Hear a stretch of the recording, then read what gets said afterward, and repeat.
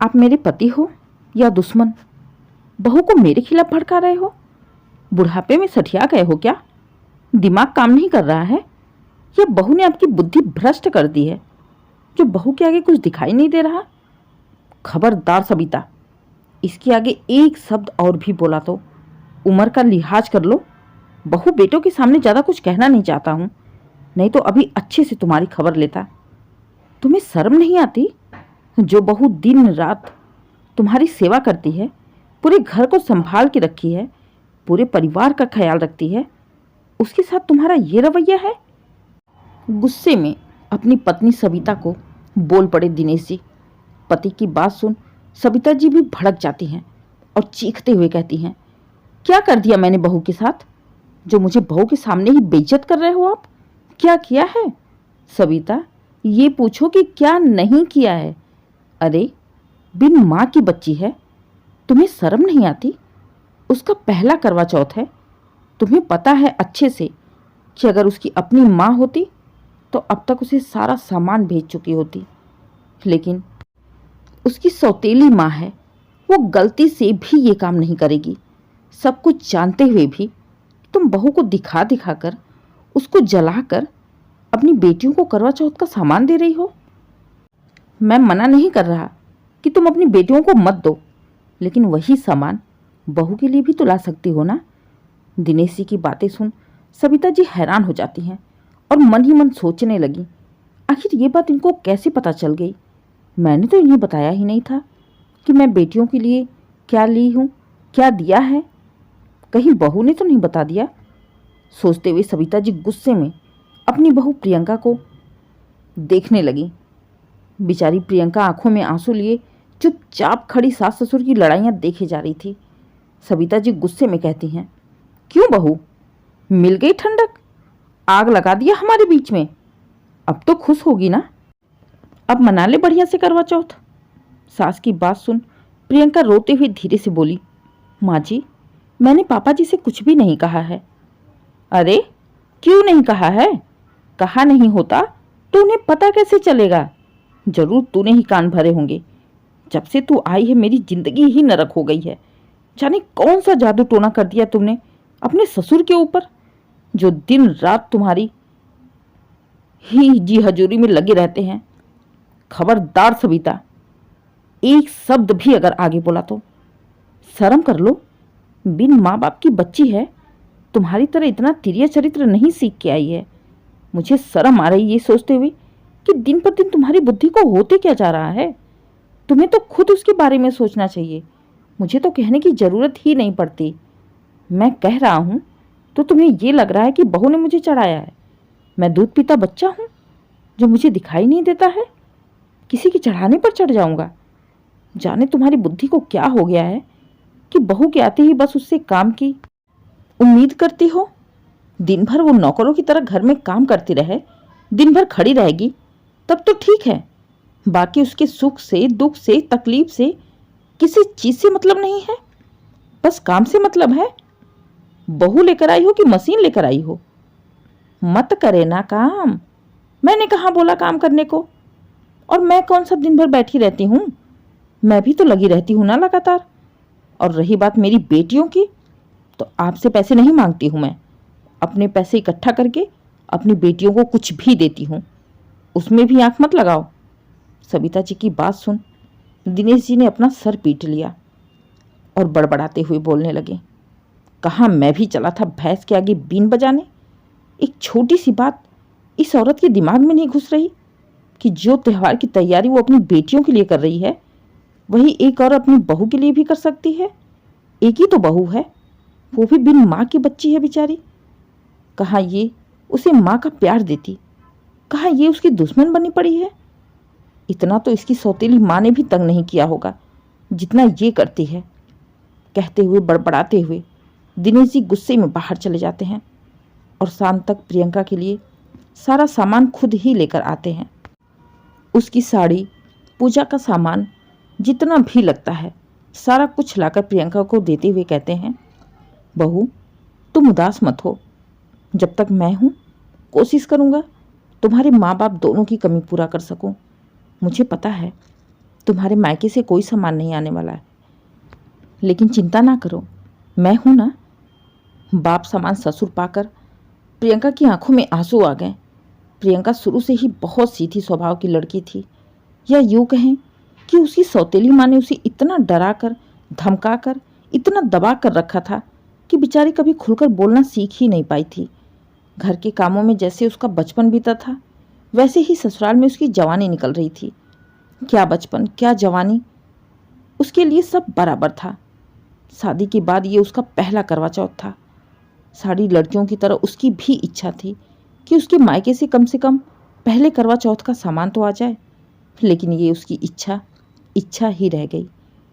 प्रियंका की सौतेली माँ गलती से भी ये काम करने वाली नहीं थी, लेकिन कहते हैं ना कि अगर चारों तरफ से दरवाजे बंद हो जाएं, तो भगवान कोई ना कोई दरवाज़ा जरूर खोल कर रखता है।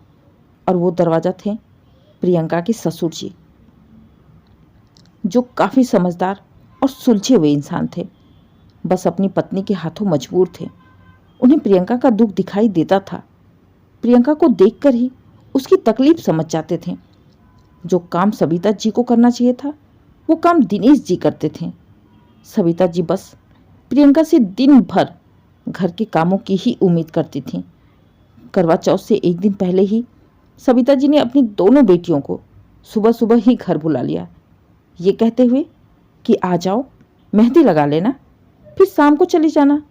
ससुराल में रहोगी तो काम के चक्कर में मेहंदी लगाने का टाइम भी नहीं मिलेगा। बेटियों का घर पास में ही था। माँ की इजाज़त मिलते ही दोनों ही पहले ही सुबह आकर बैठ जाती हैं। बेटियों को देखकर सविता जी प्रियंका से कहती हैं, बहू जरा बढ़िया बढ़िया कुछ खाने को बना देना, कल तो वैसे भी व्रत रहेगा, तो आज कुछ चटक ही बनाना नाश्ते में और दोपहर के खाने में भी। दिनेश जी भी सविता की बातें सुन कुछ सोचते हुए बाहर निकल जाते हैं और आते ही उधर से अपने साथ एक मेहंदी वाली को ले आते हैं और प्रियंका से कहते हैं, बहू जल्दी आ जाओ, इसके पास बस आधे घंटे का ही टाइम है, तुम फटाफट से मेहंदी लगवा लो। पति की बात सुनते ही सविता जी गुस्से में दिनेश जी से कहती हैं, किससे पूछकर आप मेहंदी वाली को उठा लाए? अभी घर का काम भी नहीं खत्म हुआ और बहू मेहंदी लगा के बैठ जाएगी। घर का काम कैसे होगा फिर? तुम कर लो, तुम भी तो बैठी हो ना। उसका तो कल त्यौहार है, तो मेहंदी तो उसे भी लगानी है कि बस तुम्हारी बेटियों को ही लगानी है? काम के चक्कर में मेहंदी लगवाने के लिए तुमने बेटियों को मायके बुला लिया। अब उसका मायका तो है नहीं, वो कहाँ जाएगी? अब घर का काम हो या ना हो, मेहंदी तो बहू को अभी लगेगी। आप ये कैसी बातें कर रहे हो? ये बताओ, बेटियां आई हैं और बहू मेहंदी लगा के बैठ जाएगी? चाय पानी खाना नाश्ता कुछ भी नहीं होगा? किससे पूछकर बुलाया तुमने सविता बेटियों को? किससे पूछ के बुलाया? तुम्हारी बेटियों का त्यौहार है तो बहू का नहीं है। जब तुमने बुलाया है तो तुम ही सेवा करो, जो जी में आए वो बनाओ खिलाओ, लेकिन बहू मेहंदी तो अभी लगाएगी। पति की बातें सुन सविता जी को बहुत बुरा लगा। उनकी आंखों में आंसू आ गए, क्योंकि उन्हें बहू और बेटी के सामने अपनी बेइज्जती महसूस होने लगी। इसलिए वो चुपचाप अपने कमरे में जाकर रोने लगी। दोनों बेटियां भी माँ के पीछे चली जाती हैं। कमरे में जाते ही सविता जी अपनी बेटियों से कहती हैं, देख लिया ना तुम लोगों ने, देख लिया अपने बाप की हरकतें। ऐसे ही करता है ये इंसान मेरे साथ, हमेशा दुश्मन की तरह खड़ा रहता है। कोई औकात नहीं रह गई मेरी इस घर में। जब देखो बहू के सामने मुझे जलील करने पर तुले रहते हैं। माँ की तकलीफ देखकर उनकी दोनों बेटियों ने कहा, माँ आप रो मत, हम पापा से बात करेंगे। हमने भी देखा पापा किस तरह से आपसे बातें कर रहे थे, आप शांत हो जाओ। सविता जी को शांत कराकर उनकी दोनों बेटियां अपने पापा के पास जाती हैं और कहती हैं, पापा ये क्या तरीका है? आप माँ से ऐसी बातें क्यों करते हैं? बताइए, कितनी तकलीफ होती है उन्हें, सबके सामने बेइज्जती महसूस होती है। जब आप उन्हें डांटते हो उन्हें बिल्कुल अच्छा नहीं लगता है। बेटियों की बात सुन कुछ सोचते हुए दिनेश जी कहते हैं, बेटा एक बात बताओ, मैं तुम्हारी माँ का दुश्मन हूँ? लेकिन वो बैल बुद्धि कोई बात ही नहीं समझती है, तो क्या करूं? आखिरकार मुझे डांटना ही पड़ता है, ना चाहते हुए भी। अब एक बात बताओ, आज तो तुम बहू के सर पर चढ़ के नाच रही हो, सब कुछ जानते हुए भी, सब कुछ सुनते हुए भी। उसकी मजबूरी का फायदा उठा रही हो, उसको ताने देने से बाज नहीं आ रही हो। बेटा, तुम लोग ही बताओ, आखिर ये सब कब तक चलेगा? आज बहू नई नई आई है, नहीं बोल रही है, शांत है, सब कुछ सुन रही है, सह रही है। कल को अगर उसने बोलना शुरू कर दिया तो? और बेटा भी कब तक सब कुछ बर्दाश्त करेगा? आज समझ रहा है कि माँ है, लेकिन उसके अंदर अपनी पत्नी के लिए भी तो कुछ होगा। कल को अगर उसने ही मुंह खोल दिया तो? और जब बेटा भी नहीं बोलेगा, बहू भी नहीं बोलेगी, पति वैसे ही तुम्हारा दुश्मन है, तो तुम कैसे रह पाओगी इस घर में? बेटा, तुम लोग तो कभी कभी 2-4 दिन के लिए आती हो। तुम लोगों के चक्कर में अगर बहू के साथ उसका ये व्यवहार रहा तो ये सोचो बहू तुम लोगों के साथ कैसी रहेगी? कभी हंस के खुलकर बात कर पाएगी? एक बार तुम लोग उस बेचारी की जगह अपने आप को रख के देखो, उसे भाभी ना समझो, एक आम इंसान की तरह उसकी जगह पे रह के देखो, जिसे शुरू से माँ का प्यार ना मिला हो, मायके में कभी उसने सुख देखा ही ना हो। अगर ससुराल में भी आकर ऐसे दुख देखने पड़ेंगे तो उसके ऊपर क्या बीतेगी? वो भी तो इंसान है, किसी की बच्ची है। भगवान ने तो उसके साथ ऐसे ही अन्याय कर दिया है। ऊपर से तुम्हारी माँ। दिनेशी की बातें सुन उनकी दोनों बेटियां प्रियंका के बारे में और अपने आने वाले कल के बारे में सोच कांप जाती हैं कि अगर सच में कहीं भाभी ने कल को बर्दाश्त ना करते हुए माँ के साथ लड़ाइयाँ शुरू कर दी तो? भैया भी माँ की बातें ना माने तो? पापा भी माँ से ना बोले तो? माँ की क्या कदर रह जाएगी इस घर में? और जब माँ की ही कदर नहीं रहेगी तो 2 दिन के लिए आई इनकी बेटियों की क्या कदर रहेगी?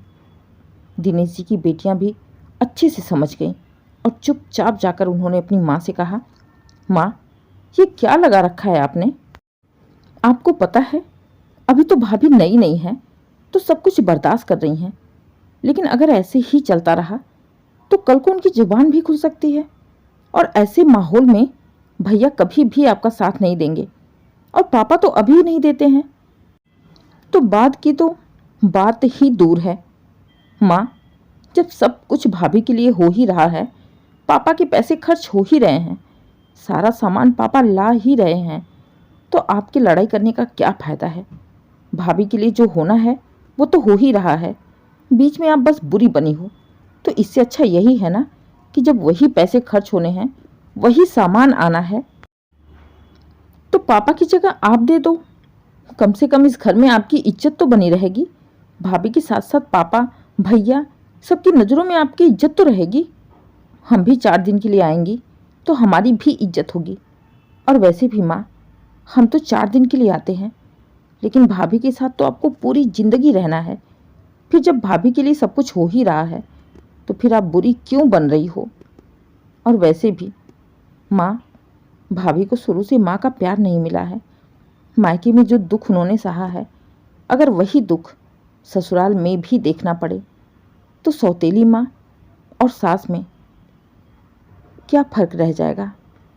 माँ, एक बार भाभी की जगह हमें रख के देखो। अगर हमारी सास भी हमारे साथ ऐसा करती तो आपको अच्छा लगता क्या? पति के समझाने पर तो नहीं, बेटे के कहने पर तो नहीं, लेकिन बेटियों के कहने पर जरूर सविता जी की बात समझ में आ गई कि अगर सच में कहीं कल बहू ने अपना असली रूप दिखा दिया तो फिर मेरी तो इस घर में कोई औकात ही नहीं रह जाएगी। पति बेटा दोनों पहले से ही बहू के साइड में हैं। सही तो है, जब सारे खर्चे बहू के लिए बेटी के बराबर ही हो रहे हैं तो फिर मैं बीच में बुरी क्यों बनूं? कुछ सोचते हुए सविता जी अपने कमरे से बाहर आई और मेहंदी वाली के पास जाकर बोली, सुनो, तुम आधे घंटे के लिए नहीं, 1.5 घंटे के लिए अपने पैसे बता दो। तुम्हें जितने पैसे चाहिए मिल जाएंगे, लेकिन मेरी बहू और बेटियों को अच्छी मेहंदी लगाना, खास करके मेरी बहू को। उसका पहला करवा चौथ है, इसलिए नई नवेली दुल्हन की तरह मेहंदी लगाना। कहते हुए सविता जी प्रियंका का हाथ पकड़ के मेहंदी वाली के सामने बैठा देती हैं। सास का बदला रूप देखकर प्रियंका हैरान थी। पहली बार आज सबिता जी ने प्रियंका से प्यार से बातें की थी। सास का प्यार पाकर प्रियंका की आंखों में आंसू आ गए। एहसान भरे नज़रों से उसने अपने ससुर दिनेश जी की ओर देखा, जैसे किसी भगवान की ओर देख रही हो। प्रियंका को देख दिनेश जी भी मुस्कुरा देते हैं। अब तक प्रियंका के मन में अपनी सास को लेकर डर था, जिसके डर से वो मेहंदी लगवाने भी नहीं बैठ रही थी।